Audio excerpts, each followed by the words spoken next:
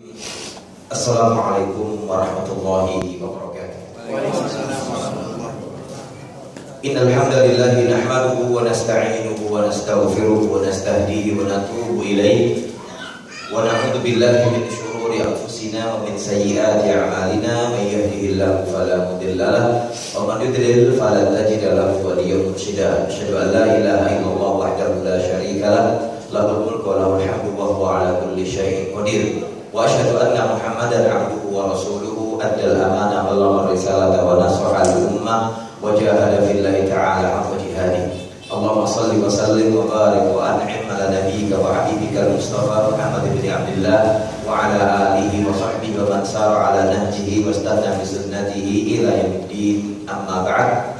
Ikhwatul imani rahimakumullah jami'an, saudara-saudaraku seiman seakidah, jamaah yang dirahmati Allah Azza wa Jalla. Alhamdulillah, senantiasa kalimat syukur alhamdulillah tadi kita upayakan, kita usahakan selalu menghiasi bibir kita, membasahi lidah kita. Terlebih tatkala setiap orang di antara kita merasakan, mendapatkan begitu banyak karunia ilahi yang tercurah terlimpah kepada kita, nikmat iman, nikmat Islam, nikmat kesehatan, kesempatan dan kekuatan. Sehingga di pagi hari berbahagia ini, hari yang barangkali sebagai seorang menghabiskan libur keliling ke sana ke sini, kita ingin berkeliling di taman-taman surga di dunia ini. Sebagaimana Nabi kita beritakan kepada kita, idza marartum bi riyadil jannah farta'u. Jika kalian sedang melewati taman-taman surga di dunia, maka masuklah, jangan ditinggalkan. Masuk dan duduklah di dalamnya. Sehingga Imam Atha bin Abi Rabah, seorang ulama tabi'in yang menjadi mufti di kota Makkah di zamannya, beliau mengatakan kebun surga di dunia adalah majalis al-ilm, majalis al-dzikr, dan beliau mengatakan majelis dzikir yang dimaksud oleh Nabi adalah majelis yang diajarkan di dalamnya adalah al-halal wal haram, adab dan akhlak. Sehingga mudah-mudahan dengan kita berusaha mengikhlaskan niat, membulatkan tekad, melangkahkan kaki bersama-sama di rumah, di antara sekian banyak rumah Allah di muka bumi ini, di masjid ini, di majelis ini, kita berusaha untuk melanjutkan perjuangan kita dalam rangka talabul ilmi, dalam rangka menuntut ilmu. Bersama-sama kita ingin duduk untuk saling memberikan nasihat, saling berwasiat dalam hal kebenaran dan kesabaran. Kita ingin duduk terus memperkaya diri dengan ilmu, mengkaji firman Allah dan sabda Rasulullah SAW, berupaya untuk bisa memahami dua wahyu tadi dengan pemahaman yang benar, seperti pemahaman para ulama Ahlus Sunnah wal Jamaah yang diawali oleh generasi utama di muka bumi ini, mereka para sahabat Nabi, kemudian tabi'in dan tabi'ut tabi'in, dan para ulama yang berusaha meniti jejak mereka hingga akhir zaman. Tentunya harapan yang terbesar yang selalu kita mintakan, kita mohonkan kepada Allah Rabbul Izzah adalah mudah-mudahan Allah Azza wa Jalla berkenan mencatat langkah kaki kita ke masjid ini, ke majelis ini sebagai amal ibadah yang diterima di sisinya. Semoga Allah mengampuni dosa kita, memberkati usia kita, memberikan manfaat akan ilmu yang kita pelajari bersama. Dan semoga pula dengan kita belajar, kita mohonkan kepada Allah, semoga Allah berkenan menjadikannya sebagai wasilah sekaligus sarana dimudahkannya langkah kita ke surganya kelak. Amin ya rabbal alamin wa ya mujibas sa'ilin. Ikhwatul iman rahimakumullah jami'an, saudara-saudaraku seiman seakidah. Tema yang kita angkat pagi ini apa judulnya? Anakku jabat tangan. Anakku jabat tanganku. Ini bukan ijab kabul. Iya, saya sempat diprotes oleh keponakan saya. Maksud gua apa ya kalimatnya katanya. Barangkali Bapak di sini ada yang bisa memahami kalimat tadi. Judul yang kita akan angkat itu kan anakku jabat tanganku. Sebelum saya ke Jakarta, bahkan kemarin saya di-SMS oleh ponakan perempuan saya. Emang yang dibahas apaan itu Mi? Kagak paham, kagak nyambung. Nah kira-kira saya takut di Bapak di sini gitu ada yang gak paham. Apa yang bisa dipahami oleh antum semua di sini akan tema tadi, anakku jabat tanganku. Mungkin kalau hafal bahasa orang Arab yang Indonesia ada sebah ya, surut jabat tangan, cium tangan abah. Tapi yang kita harusnya apa kira-kira coba? Ada yang berani menyimpulkan? Singkat saja. Silakan. Sambut dakwahku. Ya, sambut dakwahku. Ada lagi yang lain? Silakan, mungkin punya pendapat yang berbeda. Kita harus terbiasa berbeda pendapat, kalau berbeda pendapatan. Mari ke surga. Mari ke surga, masya Allah. Yang ketiga silakan. Ada yang paham lagi? Yang paling berbeda berada di lengah mungkin. Iya. Cuma 2 orang saja. Ada yang berani mungkin? Silakan Bapak. Kita berdamai saja. Berdamai saja. Damai itu indah berarti ya. Iya. Ada lagi yang kompak barangkali? Lelangan masalahnya ini. Ada yang bisa mengutarakan pendapat dia, memahami kalimat tadi? Anakku jaminan surga. Anakku jaminan surga, masya Allah. Ada penambah yang kelima karena 7/10. Baiklah, saya katakan semua jawaban benar ya. Karena memang saya nggak berani menyalahkan. Kan kalau dulu kita ingat komentar yang Pak Tino Sidin ngambil gambar ini, gambar teman kita dari TK ini bagus kan gitu. Saya nggak boleh bilang salah, jelek, nggak boleh. Ya. Artinya semua jawaban benar buat saya karena masing-masing belum bisa meraba ini arahnya kemana gitu kan. Sebenarnya arah itu ingin kita mengarahkan kepada kita masing-masing orang tua yang jangan sampai lupa peran utama sebagai kepala rumah tangga atau seorang hamba yang memegang tampuk kepemimpinan yang sedang mengemban amanah. Artinya ketika kita bilang anakku jabat tanganku, raihlah tanganku. Ayo kita bergandengan tangan meraih kebahagiaan, menjalankan perintah Ar-Rahman, menjauhi bisikan syaitan, bersama-sama mendapat ridha Allah di surganya kelak. Jadi ayo gandengan tangan ya, bantu orang tua ini nak, kita berjabat tangan, berjalan bersama-sama, kita menggapai kebahagiaan yang hakiki di dunia wal akhirah. Itu yang saya inginkan sebenarnya. Nah, berangkat dari judul itu, kita ingin menyentuh setiap orang di antara kita bahwasanya barangkali di antara kita kadang tidak sadar harus mampu menumbuhkan rasa tanggung jawab atau responsibility. Harus bisa menumbuhkan atau menumbuh kembangkan perasaan tadi. Kenapa demikian? Masih ada sebagian kecil, saya selalu bilang sebagian kecil, walaupun banyak, kalau saya bilang banyak pasti protes. Sebagian kecil di antara kaum muslimin yang mereka itu lupa akan hakikat sebuah tanggung jawab. Sering saya ulang sebelumnya juga, munculnya kasus di lapangan anak-anak remaja yang terjatuh dalam jurang pelanggaran syariat. Apalagi sekarang kan lagi rame-ramenya nih LGBT ya, lagi BT seperti itu. Karena hasil observasi lapangan memang korbannya bukan main-main lagi nih. Korbannya bukan orang tua, bukan aki-aki ya, bukan ujit-ujit, bukan para jidat, tapi dari anak TK sampai dengan mahasiswa, bahkan dosen. Bahkan mungkin saya pernah di sini. 1 bulan yang lalu teman saya mengatakan ada seorang anak TK sudah bisa merasakan kenikmatan seksual. Ini saya nggak bohong. Dia ngomong teman saya, kalau saya mau sebut daerahnya di Jogja, di kampung. Kan sekarang kita bisa mengklaim, wah kalau di kota gede wajarlah maksiat. Ini di kampung yang jarak rumah dengan yang lainnya bisa 200 meter, 50 meter. Sampai itu diangkat ke berita kalau nggak salah. Tapi saya dengar dari teman saya langsung dan diungkap di forum. Pelakunya anak kelas 1 SD, kelas 2 SD, korbannya anak TK dan PAUD. PAUD ya. Ibunya curiga kok anak ini digawat mati lama banget gitu ya.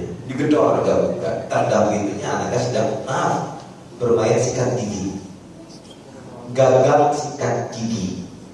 Anaknya perempuan. Logika kita lah, kita yang perempuan masih umur 5 tahun. Nah, kan ngerti apa dia kan? Nggak ngerti. Tapi dia sudah mengerti. Bahkan maaf, menikmati fantasi tadi itu. Jadi saya katakan ini kerusakan mentalnya nggak akan sembuh seumur hidup. Nggak akan hilang memori itu. Saya yakin itu. Kecuali Allah menghendaki lain ya. Tapi secara logika, secara psikologi, ini anak akan mengenang terus sampai mati. Sampai mati. kecuali Allah menghendaki menghapus memorinya, ya.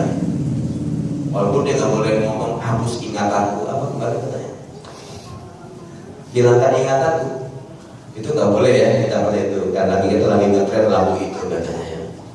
Tidak boleh. Tapi kita kalau jujur, ini untuk mereparasi kerusakan mental semacam ini kan berat.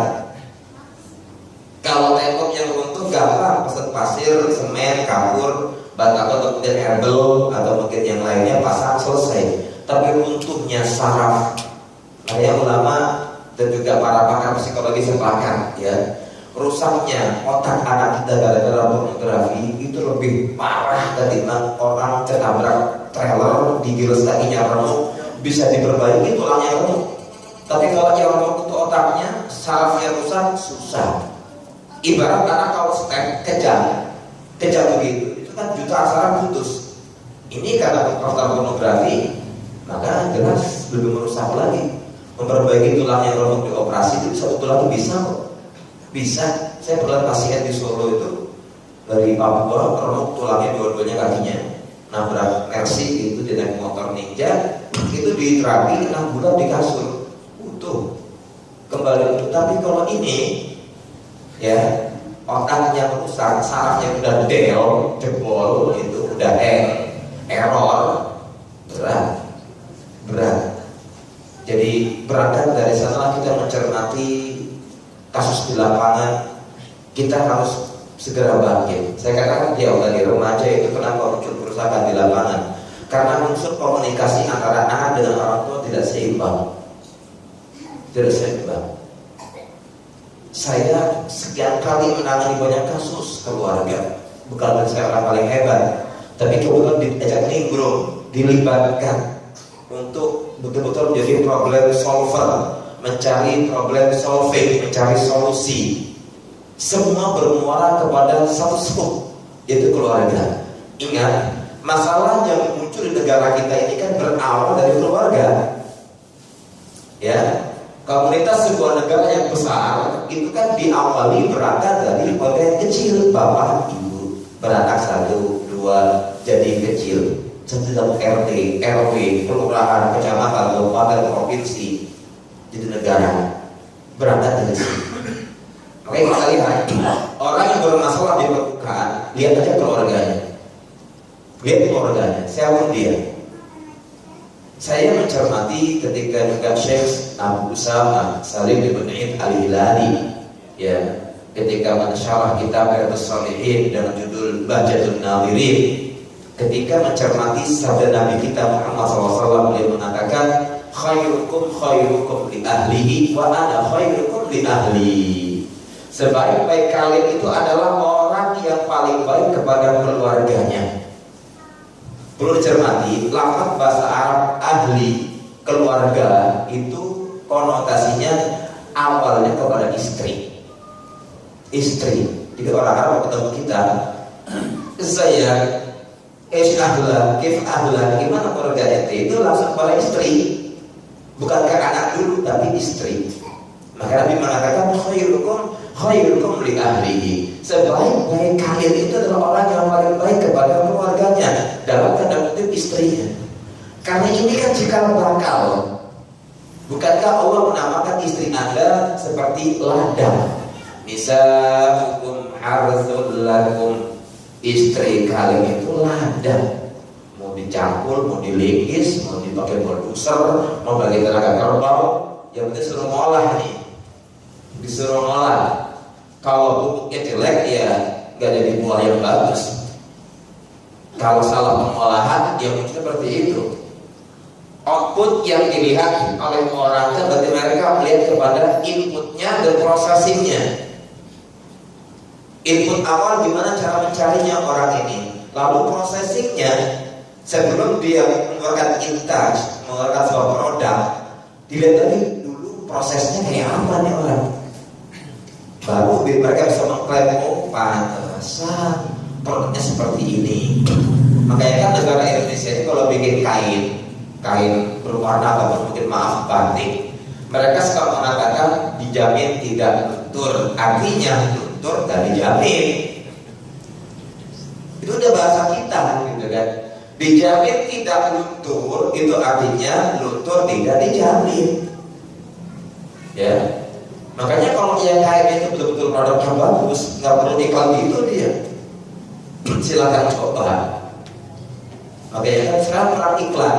Nah kita terpengaruh oleh itu. Maka saya katakan di awal bahwasanya ketika Nabi bilang sama kita, sebaik-baik kalian adalah orang yang paling baik di keluarganya, kepada istrinya. Dan aku kata Rasulullah, ya bukan saya kata beliau, kalau kita gambarkan aku kata Rasulullah, orang yang paling baik di antara kalian kepada keluarganya, dalam tanda kutip istrinya. Kata para ulama, orang itu kalau di luar mimpinya bagus, itu cerminan dia mimpin di rumahnya berhasil. Orang kalau dengan orang lain komunikasi dengan staf dan bawahannya bagus, berarti manajemen dia dalam keluarga berhasil. Walaupun mohon maaf, mungkin sebagian kecil segelintir orang pandai berkamuflase, pandai berspionase, pandai bersandiwara, tapi itu kan harus dibohongin. Nggak bisa. Sekarang ente bisa menutupi, besok kelihatan. Nggak bisa. Ya. Kasus kedua, kan mungkin banyak sekolah-sekolah PAUD, TK atau SD. Biasanya kan yang pertama kali kalau gurunya itu cerdas dan pinter, ingin mengenal perkembangan anak didiknya, biasanya dipancing, ya anak-anak duduk semua di taman, dikasih kertas putih HVS, kecil semua. Udah anak-anak udah guru, ambil spidol, ambil pensil, ambil pulpen, silakan kalian gambar atau tulis terserah kalian. Itulah hasil dia berangkat dari rumah, apa yang dia bawa dari rumah, itulah gambaran kita. Makanya hati-hati. Kalau anak yang mau sekolah, hati-hati.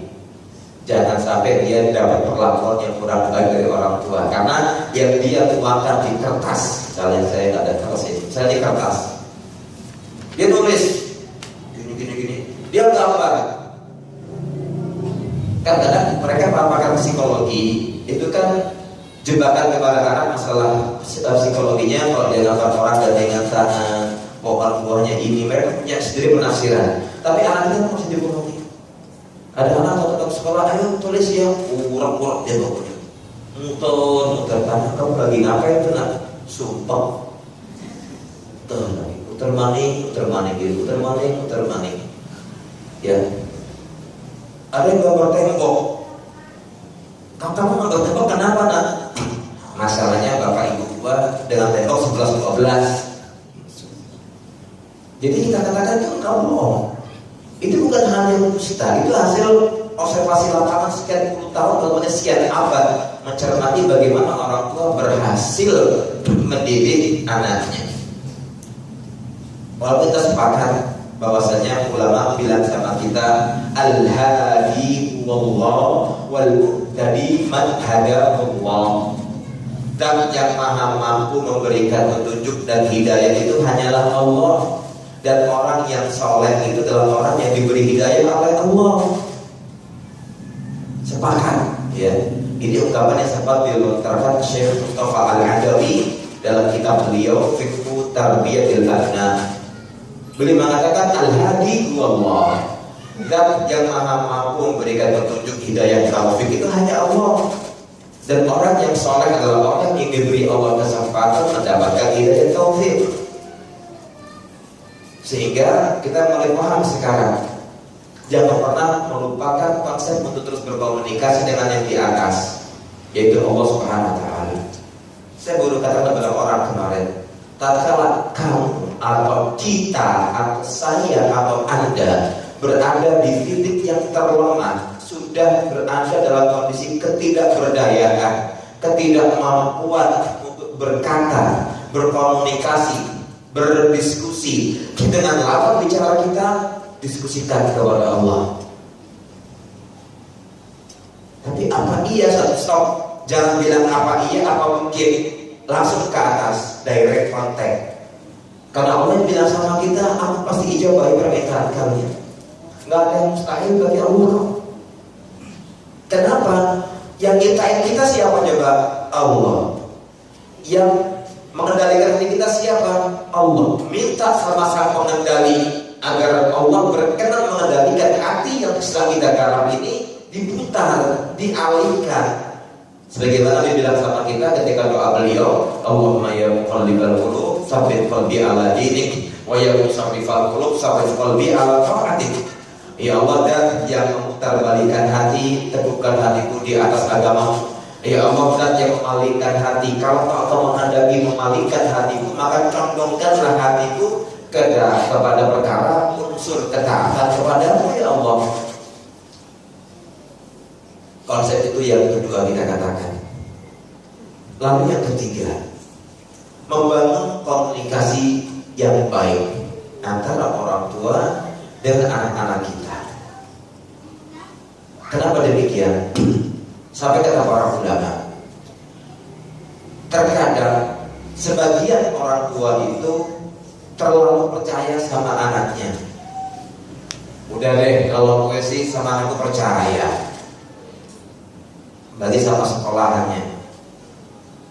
Bukan berarti kita lantas berlepas diri, berpangku tangan, ya, tidak punya andil sama sekali. Sering saya bilang sama teman-teman, kalau anak kita lebih dekat dengan gurunya atau dengan teman dekatnya dan lebih vulgar untuk menyampaikan keluh kesah isi hatinya, maka Anda harus waspada. Berarti Anda sudah tidak berharga di hadapan anak Anda. Kok bisa Pak Ustaz? Bisa. Karena ketika anak kita mulai merasa nyaman dengan orang lain, bukan dengan kedua orang tuanya, kita yang salah. Kita yang salah. Karena kalau kita mau jujur, kucing itu kalau menyusun anaknya kan dia demrok. Iya. Terletak, dipeluk semua, diusap-usap, dijilatin. Itu kucing. Sehingga si anak kapan dan dimanapun dia berada mesti nyari emaknya. Kucing aja ngerti kan ya. Jadi kita analogi aja, karena saya dulu kecil sudah naruh kucing dulu ya. Dari kecil ke SMP suka kucing lokal lah ya. Sampai kucing itu ketika saya disuruh pulang oleh bapak saya jarak 8 kilo pakai truk balik lagi ke rumah.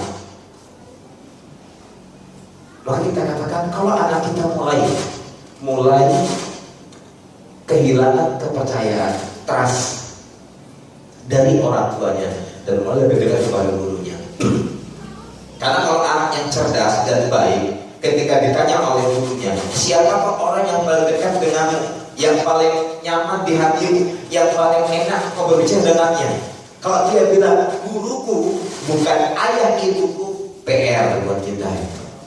PR. Ini berat tantangannya. Ini sering kita ambil di lapangan. Sering. Atau kadang anak kita mengatakan, aku lebih enjoy kalau duduk dengan bagian BK, bimbingan konseling sekolah. Apalagi maaf kalau BK-nya cowok, objeknya cewek, udah balik, ya, berbahaya. Anak sudah kehilangan kepercayaan dari orang tua. Kenapa? Orang tua merasa nggak mampu. Padahal simpelnya, kalau kita bisa membangun komunikasi yang baik, karena mohon maaf, tidak perlu pendidikan tinggi dari orang tua untuk bisa membuat anaknya sadar. Tidak perlu harus sarjana, harus kuliah psikologi, harus ahli psikiater, tidak. Tapi perlu adanya komunikasi yang baik. Komunikasi yang baik, yang intens antara orang tua dengan anak. Makanya kalau kita lihat, kita biasanya begini. Kalau kita sudah berangkat kerja jam 7, upayakan subuh udah bangun semua, duduk ngopi, ngeteh, makan camilan, sambil ngobrol santai sama anak-anak kita. Sore pun sama. Kenapa demikian? Saya sering bilang sama teman-teman saya, kalau ente orang mencari nafkah, mencari maisha, berjuang mati-matian, di depan kita ini ada garapan kita, udah serius kita kadang-kadang. Aku kan nyari makan buat kamu, nah, buat kehidupan kamu, masa depan kamu. Kita katakan, bapak, ibu, aku gak butuh duit bapak ibu. Aku butuh kasih sayang, perhatian, dan tambatan hati. Aku kalau ingin curhat ke siapa dong? Ini yang berbahaya. Apalagi kalau ada serigala datang. Aku siap untuk curhatin. Aku siap memberikan solusi untukmu. Habis anak kita pada akhirnya. Pembinaan yang terbaik adalah kalau masing-masing orang tua menyadari posisinya. Menyadari posisinya, ya. Nggak tahu, saya itu, mohon maaf saya sedang menyindir kebiasaan sebagian daerah ya. Saya itu sudah hampir mungkin lebih 15 tahun mencermati. Ini mungkin saya hanya berusaha melihat gambarannya. Kan anak-anak sekarang kalau selaman sama orang tuanya, gimana dia baca tangannya kalau mencium tangan orang tuanya? Maaf, benar nggak itu? Bahkan istri sama suami sama sekarang. Ini buat saya kelainan, penyimpangan. Orang kalau mau pasang orang kita beda kalau mau sebab ya, mau cium tangan itu kan lihat orangnya cium begini. Itu mestinya. Sekarang boleh dialihkan. Kenapa? Di film kayak gitu masalahnya. Ya. Buat saya yang dulu pernah tinggal dengan para nenek moyang yang mengerti adab misalnya, lihat tuh kalau jabat anak pegang, cium kening bapak atau ibu atau anaknya. Sekarang boro-boro, pamit nggak oleh. Pak berangkat ya, ya. Yang berangkat ya udah buruan sana. Itu kan ciri-ciri gak harmonis. Anak kita biasakan, ya. Maaf kalau saya mungkin bongkar rahasia pribadi, misalnya saya lihat anak saya paling kecil umur 5,5 tahun TK orang tua. Dia suka ketagihan sama saya.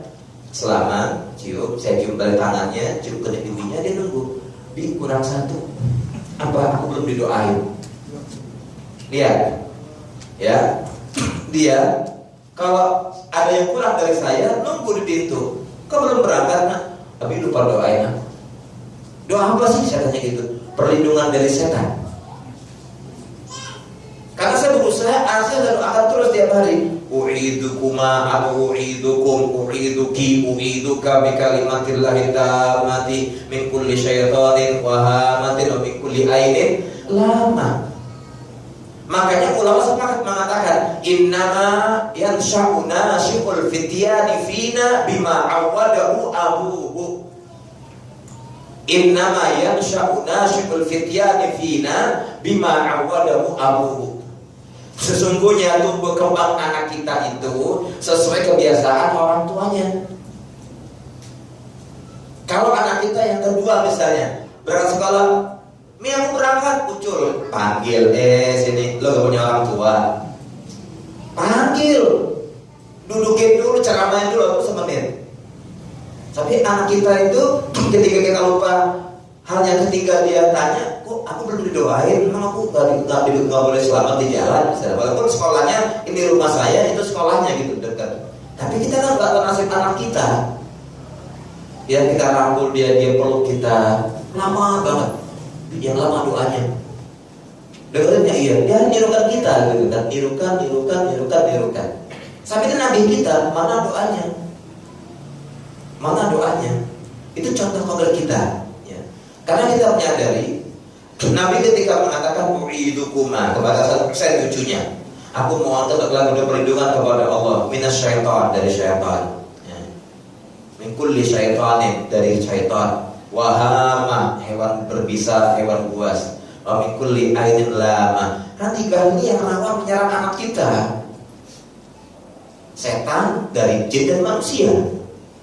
Ya, hewan berbisa, hewan buas, ya. Yang ketiga manusia yang punya mata jahat. Duh, nih anak cakep banget, putih, mancung, giginya rapi, tahu giginya tonggol satu nongol, tahu pulang meriang, kena air. Kena mata, dia mata jahat, ya. Makanya Nabi kita bilang sama kita, jika di antara kalian melihat hal yang menakjubkan, falyad'u lahu bil barakah, harus mendoakan keberkahan, minimal bilang Masya Allah. Ini luput, ya, luput dari perhatian kita. Makanya mohon maaf, di Saudi itu kalau kita lihat normal di Saudi yang ngerti agama, di gerbang depannya masjid ada tulisan Masya Allah Tabarakallah, pasti itu. Yang ngerti agama loh ya. Di Saudi, kita memang kalau kita ke Saudi setengah bingung, rumahnya kotak semua, gerbangnya tinggi semua. Tapi jangan lupa lihat di gerbang atasnya atau di dinding rumahnya, mesti ditulisi Masya Allah Tabarakallah. Biar kita nggak terbiasa, gile rumahnya 6 lantai, nggak pakai fondasi, belum rumah kenapa kita, ya, wah ini rumah gede banget, kayaknya 10 miliar nih biayanya, ajib, tahu kobong tuh rumah, kebakaran gara-gara kita. Itu ada kasus ya, teman kita cerita, kakak saya pernah punya air nggak sadar di Jakarta itu kasusnya. Itu kira-kira 24 tahun yang lalu. Lewat, keren tempat, hebat. Tahu meledak kompornya, obong. Teman saya orang Jogja itu 20 tahun yang lalu lah ya, naik motornya, lu nyosor mampus tau rasa, pecah kepalanya, bahaya ya. Kita nggak tahu masalah anak kita masalahnya. Makanya Nabi kan nitip dengan 3 permintaan ini kepada Allah. Ini yang sering dialami orang di luar sana ya. Kalau nggak setan, binatang buas. Kalau nggak ini yang manusia yang jahat. Makanya kita dituntut oleh Allah Azza wa Jalla untuk sadar dan menyadarkan diri kita ini orang tua punya peran yang berat, ya sangat berat. Kita punya yang namanya rasa tanggung jawab, responsibility yang besar untuk anak-anak kita. Karena mereka lah aset kita, karena mereka lah investasi kita. Ya, makanya saya akan ulang di situ ketika saya menyampaikan ceramah di tempat yang lain. Yang saya berpikiriman broadcast masalah ada misalnya ibu punya anak tidur di kamar ber-AC, kasurnya empuk, bed covernya baru beli batalnya, datang kelas 1, apakah airline apa drumline saya nggak tahu. AC-nya digeber bagus. Ditanya, Pak Ustadz, saya kalau bangun anak saya pasti tidur pules. Sayang deh, kasihan. Ya enggak, kan kasihan kita sama anak kita. Enak ya anaknya, kasurnya bagus, ada pilotopnya, ya, spring bednya bagus, bed covernya nyaman dari bahan katun Jepang, gitu kan. Harganya 1 juta, yang paling murah. AC-nya baru beli, yang langsung ada tangannya gini-gini aslinya. Sehingga ibu ini bilang, saya paling gak tega. Saya kalau bangun asa sholat, kata saya ini kalau aslinya konsleting kebakar, kira-kira gimana ibu? Gua tarik kasurnya, tolong lari, itu kebakaran ini. Kata orang ini, ente masalah listrik konsleting, ada kan tarik selimut disuruh keluar. Dengan api neraka Allah gak lo pikirin. Emangnya api neraka lebih gede daripada, lebih rendah dari apinya AC kebakaran. Bicara api neraka Allah lebih dahsyat, nggak lo pikirin. Gede kamar kebakaran digendong, ya, lempar jendela, lompat dulu, ada api. Tapi kenapa Anda nggak berpikir bagaimana menyelamatkan anak kita dari api neraka Allah? Kita kadang nggak imbang, kita ini nggak adil. Kita sering menuntut dari Allah keadilan. Allah kapan ya adilnya? Kita aja nggak adil kadang-kadang kok.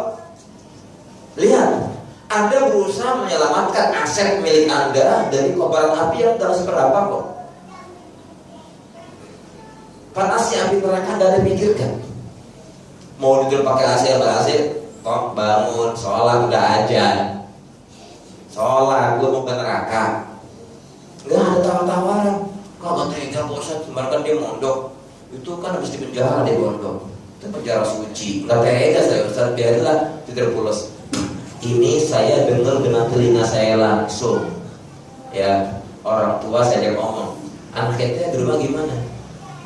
Ya, maklumilah Ustaz, di pondok 6 bulan dikekang, bangun disiram air, diseret ke masjid. Saya kan nggak tega, saya kan bukan ustaz, saya kan orang tuanya. Anak saya diseret, dijewer telinga, siram air kepala gitu. Saya nggak tega. Terus bangun jam berapa anak ente? Jam 7, setengah 7, bagus. Ya, kan dulu nenek moyang kita kalau orang-orang Walaiti, orang turun Arab Yaman bagus, artinya marah, ya, pinter. Itu kalau nenek moyang kita lagi marah sama anak-anaknya gitu, bagus, elok niatnya kalau lakukan itu, nah pinter, nggak salah anak lo kan gitu kita. Kita lihat bahwasanya kita harus terus mengulurkan tangan kepada anak kita. Nak, jabat tanganku. Nah, kita sedang ijab kabul nih, MUU, ya. Karena bapakmu, ibumu ini udah ada tekan kontrak sama yang di atas, ya. Udah tekan kontrak sama yang di atas. Bukankah Allah Azza wa Jalla sudah bilang sama kita? Yang sering kita kupas sebelumnya surah Al-Qur'anul Karim, ketika Allah bilang sama kita, ya ayyuhalladzina amanu qu anfusakum wa ahlikum nara. Lihat, Allah itu kalau sedang akan memerintahkan satu pekerjaan atau sedang ingin memperingatkan dari sebuah larangan, yang pertama kali disapa itu siapa? Orang-orang yang beriman. Sampai Syekh Abu Bakar Jabir Al-Jazairi bikin buku khusus dengan judul Nida'atul Rahman li Ahlil Iman. Itu bisa di-download di internet, silakan. Kalau mau kita kupas bisa, insyaallah. Tapi satu bab bisa 2 jam mungkin. Itu ada 90 ayat, ada 90 tempat di Al-Quran yang semua berbunyi ya ayyuhalladzina amanu. Makanya kata Abdullah bin Mas'ud, jika Allah udah mulai menyebutkan kalimat ya ayyuhalladzina amanu, pasang tuh telinga ente, pasang itu hati ente, hati kita. Kenapa? Karena itu akan ada perintah yang Allah ingin perintahkan, yang itu kebaikan akan bawa kita ke surga. Atau ada larangan yang Allah ingin mengingatkan kita, mewanti-wanti kita, mewarning kita, kalau itu dilanggar bisa kena neraka. Saya ulang, sampai Syekh Abu Bakar Jabir Al-Jazairi, pemilik tafsir Aisar Tafasir, ya, itu ada buku khusus dibikin Nida'atul Rahman li Ahlil Iman, seruan Ar-Rahman untuk orang yang beriman. 90 tempat. Masya Allah. Itu kalau satu tempat kita kaji, ya kalau saya pernah pas lebaran itu mungkin minimal 2 jam kali ke 90 lah. Padahal mungkin umur kita habis, itu belum selesai kalau kita kaji. Itu baru masalah ya ayyuhalladzina amanu. Allah bilang di ketika berikutnya, jaga, pelihara, proteksi, bentengi, amati, awasi anfusakum, diri kalian dulu deh. Baru wa ahlikum. Nah, ahli, ahal, keluarga, pertama istri kita, terus anak-anak kita. Dari apa? Nah, api neraka.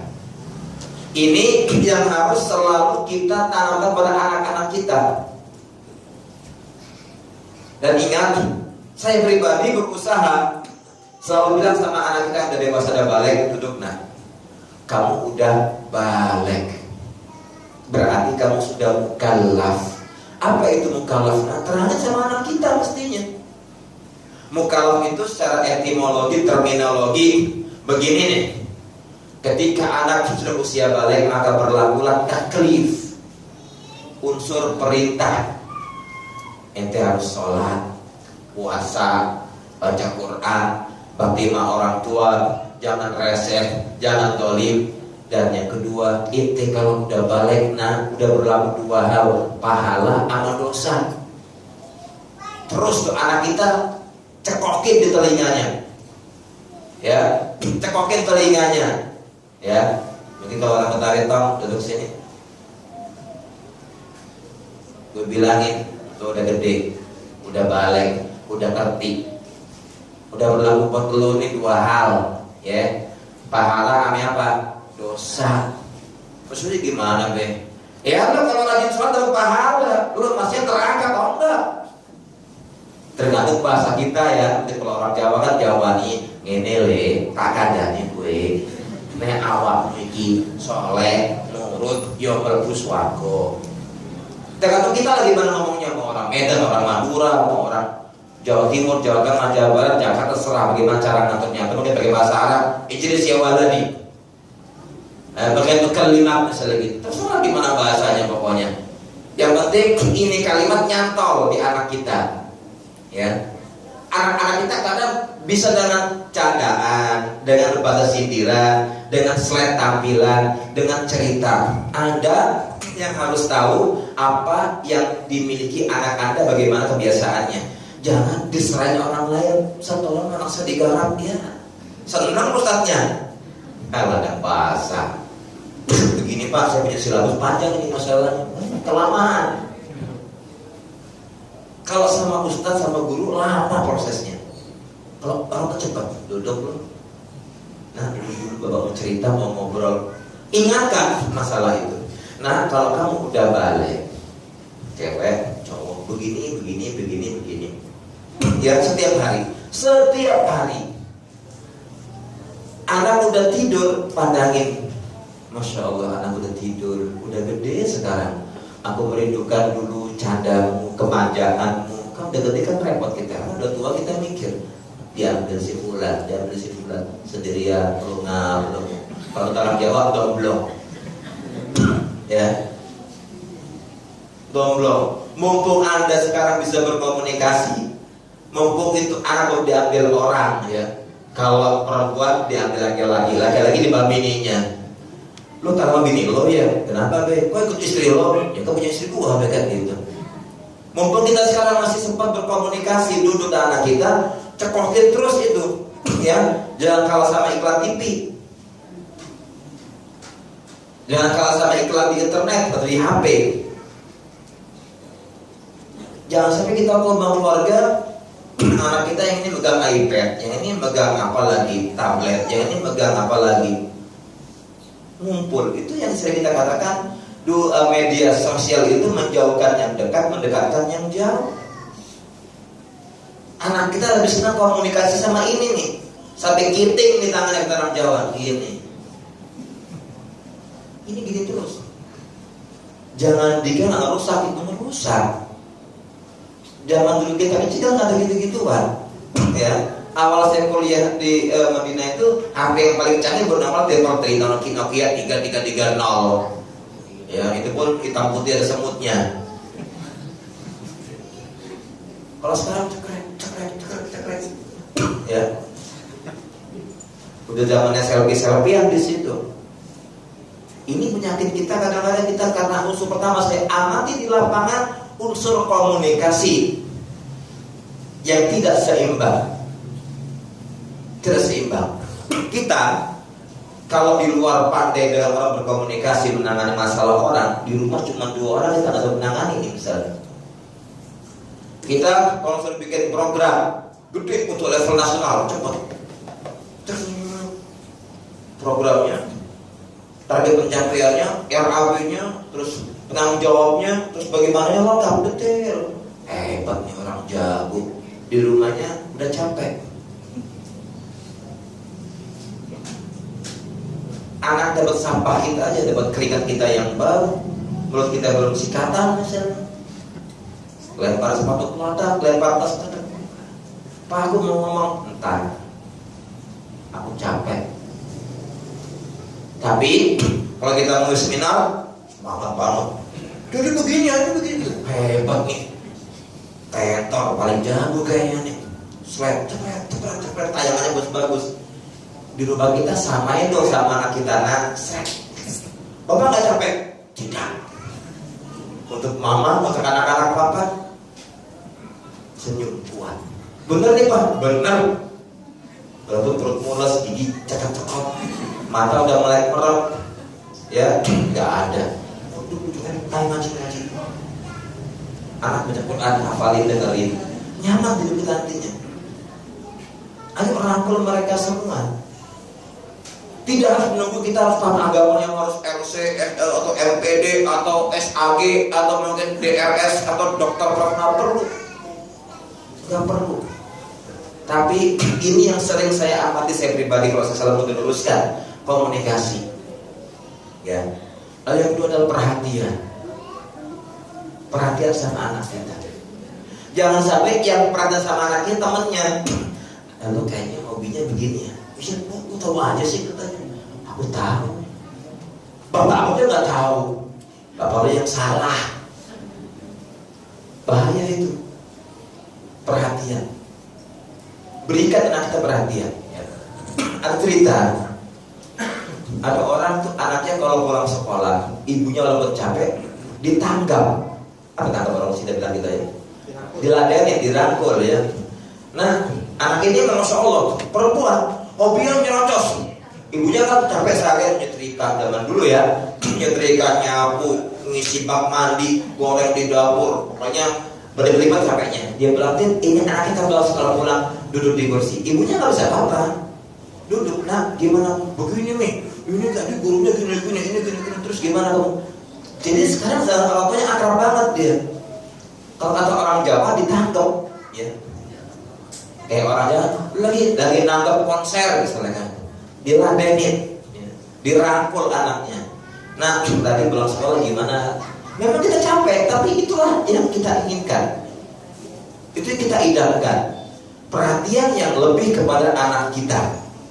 Perhatian yang hebat untuk anak-anak kita. Mereka biasanya faktor kurang komunikasi, kurang perhatian. Itu berat dampaknya nantinya. Akhirnya kita akan pincang nanti. Bahkan sering saya katakan, dan saya bilang sama anak-anak kita, ya mohon maaf, saya bukan ingin bongkar aib saya atau aib teman-teman saya. Mohon maaf sekali lagi ya. Kebanyakan mereka para juru dakwah, saya di antara mereka, itu anaknya bermasalah kadang-kadang. Saya nggak ingin seperti itu ya.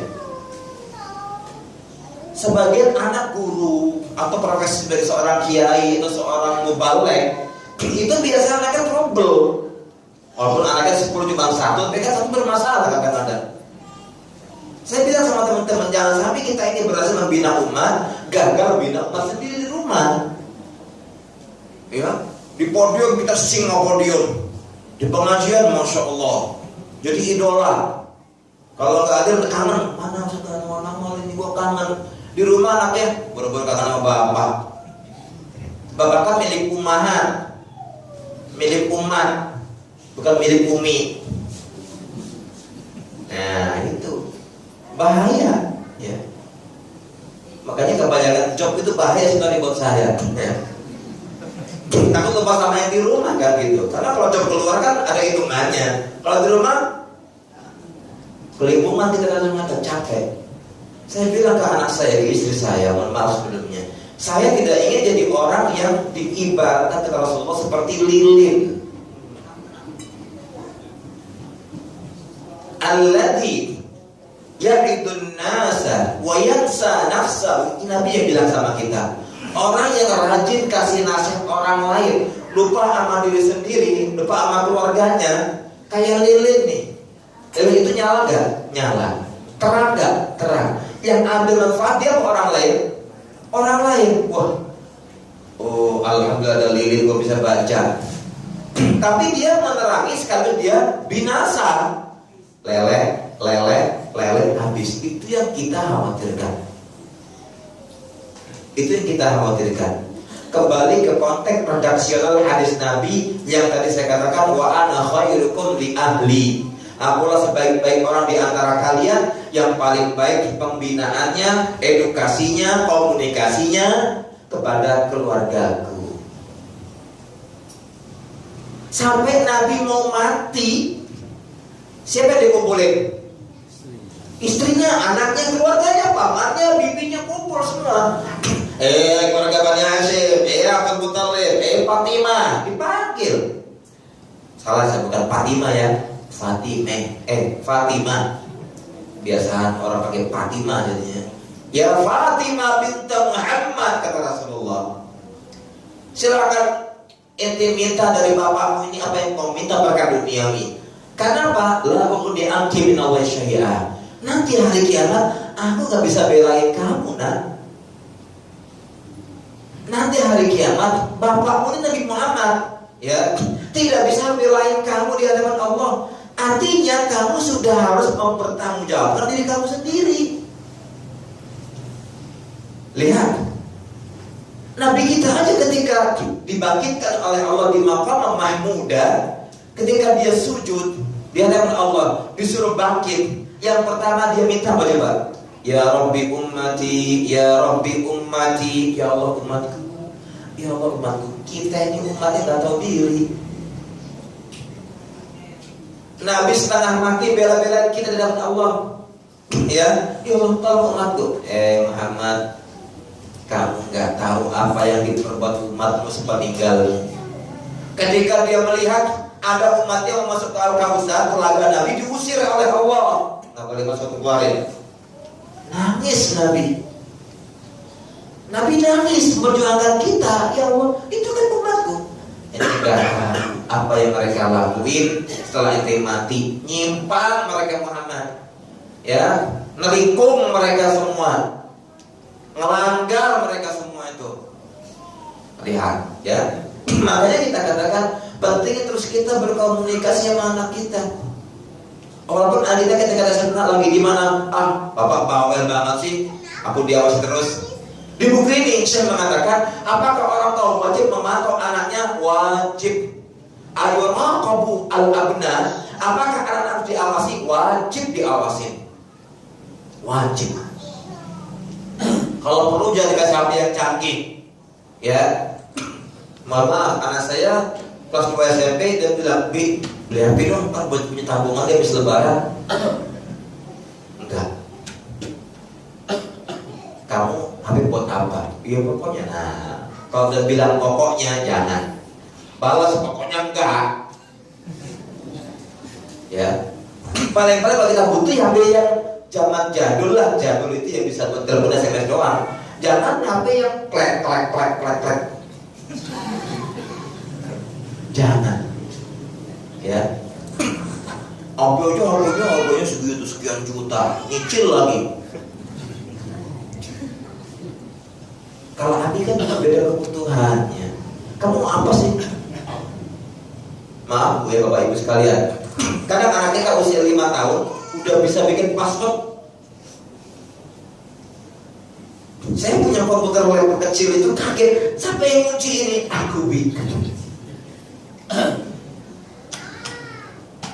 5,5 tahun. Anak kelas 5 SD bisa membaca ini kata kuncinya apa? Saya bisa masuk ke wifi misalnya. Bisa dia masuk. Astagfirullahaladzim. Kita nggak pernah ngajarin padahal. Sendiri. Lihat. Kalau kita tidak bisa mengawasi dengan teliti dan detail anak-anak kita bakal kecolongan. Kita. Jangan dulu berbangga sebagai orang tua ketika anaknya sudah pandai teknologi. Yang papa gaptek, gak apa-apa. Tapi kadang-kadang begitu kenal teknologi, kalau gak kita pantau, kita awasi, nangis kita ujung-ujungnya nanti. Akan nangis, akan sedih. Yang berikutnya, sayang sama anak itu tidak berkonotasi, tidak bermakna memberi semua yang dimaui. Sayang sama anak itu bukan berarti kita memberi semua yang dimaui. Beli mobil dong, yang mana itu Lamborghini 12 miliar, ambil. Beli itu dong, motor yang baru tuh berapa juta? 25, ambil. Sayang sama anak itu tidak bermakna kita memberi semua yang dimaui. Walaupun hanya pisang goreng, ya. Pak, minta pisang goreng, sekarang belum bisa. Nah, kamu lagi radang, lagi batuk, makan gorengan, makan tuh wajannya sekalian tuh penggorengannya misalnya. Kadang orang tua saking sayang sama anaknya, mau apa ini. Pakar psikologi dan guru kita yang paling salah bawa anak ke supermarket, ke mall, baygon, suruh bakar jam sendiri, troli sendiri, suruh pilih sendiri. Ya semua diambil waktu baygon. Bagus nih gambarnya. Hah? Kalau baygon kan muntah dia mati di situ. Diajarin, nah ini tidak boleh diambil. Mohon maaf sekarang ini para pakar pendidikan anak melarang kita bilang untuk kata-kata jangan. Siapa yang bilang nggak boleh bilang jangan? Quran ada kok. Ya. Begini Pak Ustaz saya, ketika anak Anda megang pisau, udah diginiin di mulutnya, jangan bilang jangan. Terus bilang gimana? Itu pisau tempatnya di meja. Kelamaan saya.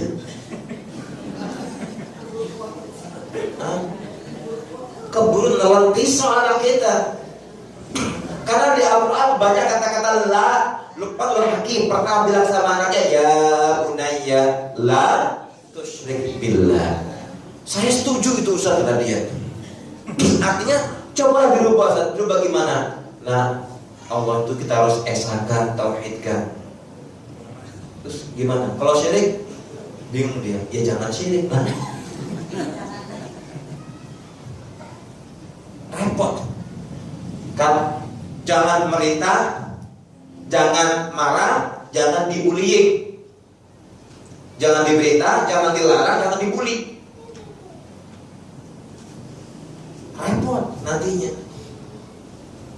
Karena Al-Quran hadis mengatakan jangan. Tidak boleh bilang tidak. Dampaknya secara psikologi akan berbahaya. Anak kita naik ke bukit tinggi 11,5 juta, naik pagar, udah di ujung pagar dia begini. Nah, kasur sebelah sana, aku gak mau kasur, aku mau ke sini. Kita kan, nah awas jatuh, jangan naik ke sana. Kadang-kadang ada pola pikir sebagai manusia mengatakan itu teori lapangan kita. Apakah Anda akan mengatakan konsep yang Allah berikan kepada kita kurang bagus? Nah, apakah konsep yang Allah tuangkan di Al-Quran kurang bagus, kurang sempurna? Yang bikin, yang menuangkan itu menyertakan kita. Dia ngelah nih, saya setuju Pak Ustaz. Tapi hasil, lagi-lagi hasil observasi lapangan, kalau itu kita pakai dampaknya ngeri sekali. Contoh begini Pak Ustaz, anak kita mau makan tangan kiri, kita akan bilang, nah biasanya makan pakai tangan kanan. Kita ubah konteks perintahnya Pak Ustaz. Tidak semua anak ngerti kalimat perintah bermakna berita, susah kadang-kadang. Anak kita itu kan beda-beda. Ada anak yang ahli analisa, ada anak ahlinya berita. Nggak bisa disamakan. Harus menyamakan visi misi kita dahulu. Jangan sampai merusak sistem yang kita buat dengan sistem orang lain. Kalau ada sebenarnya konsep Al-Quran dan As-Sunnah, pakai itu. Yang insya Allah kalau ikuti yang Allah contohkan, Allah perintahkan, Nabi contohkan, gak akan salah kita. Gak akan salah. Tidak akan salah selamanya.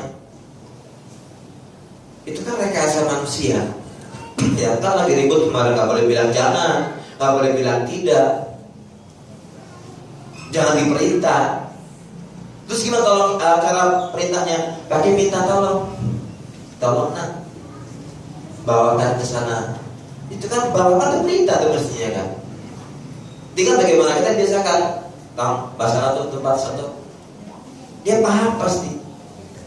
Kadang Islam akan dibikin abu-abu oleh mereka, akan dibikin samar oleh mereka, dibikin rancu oleh mereka, yang akhirnya kita yang merugi.